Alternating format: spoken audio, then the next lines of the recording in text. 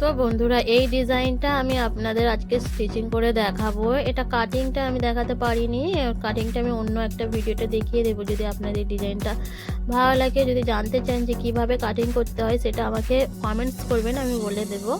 তো এইরকম ডিজাইন আপনাদের কাপড়ে বসাতে গেলে সবার প্রথম কিন্তু এইটা স্টিচিং করে নিতে হয়। পেস্টিং পেপারে গলার ডিজাইন কিভাবে বসাতে হয় সেটাই আমি দেখাচ্ছি। তো চারধারে কাপড়টা ফোল্ড করে স্টিচিং করে নিতে হবে।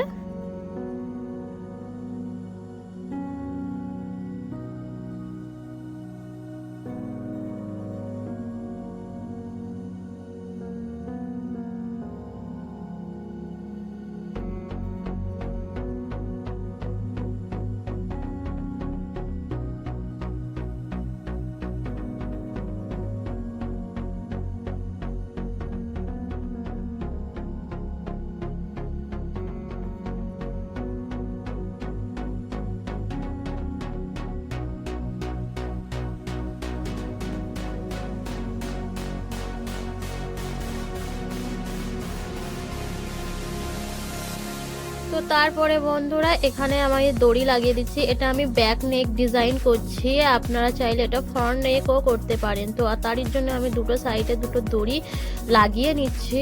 আর এরকম মিডিল পয়েন্টে মানে পেস্টিং পেপারটা কামিজের মিডিলে বসাতে হবে কিন্তু।